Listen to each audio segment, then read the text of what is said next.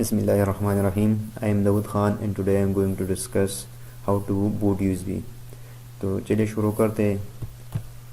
Start पे click करते हैं और इसके बाद cmd और इसको रन एज एडमिनिस्ट्रेटर कर लेते हैं। और जो पहला कमांड है डेस्क पार्ट, इसके बाद लिस्ट डेस्क, इसमें हम अपना यूएसबी सेलेक्ट कर लेंगे। इसकी साइज से उसके पता चलती है कि हमारी यूएसबी कौन सी है। Select disk to clean create partition primary then active format fs is equal to ndfs click assign. जब ये फॉर्मेट हो जाएगा तो इसके बाद असाइन देन एग्जिट। ठीक है, तो आप देख लीजिए हमारा यूएसबी फॉर्मेट हो गया है।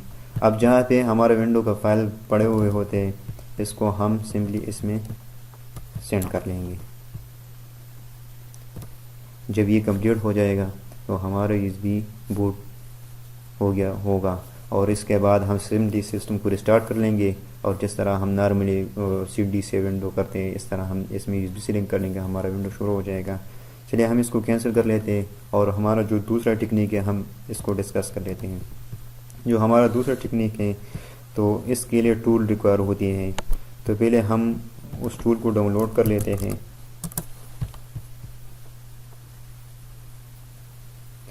और रूपस और इस पर क्लिक कर लेते हैं और इसको डाउनलोड कर लेते हैं। तो थोड़ी सेकंड में ये डाउनलोड हो जाएगी। मेरे पास ऑलरेडी मौजूद है इसलिए मैं इसको कैंसिल कर लेता हूँ। और इसके बाद आते हैं, ये सॉफ्टवेयर मैंने पहले से डाउनलोड किया हुआ है तो इस पर डबल क्लिक करते हैं, यस कर लेते हैं और इसके बाद हम विंडो के इमेज को सिलेक्ट कर लेंगे। हमारे पास ये यहाँ पे पड़ा हुआ है तो इसको विंडो 10 ISO इमेज को मैं सिलेक्ट करता हूँ, ओपन कर लेता हूँ और सिंपली इसको स्टार्ट और फिर ओके कर लेता हूँ।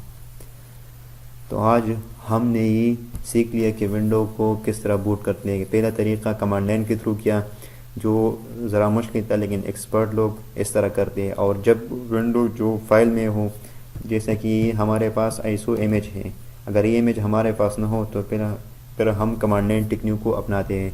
और जब ये विंडो इमेज फाइल मौजूद हो तो सिंपली हम सिर्फ उस टूल को यूज़ करके विंडो के इमेज को सिलेक्ट करते हैं और सिंपली सारा कुछ ही ऑटोमेटिक कर लेता है।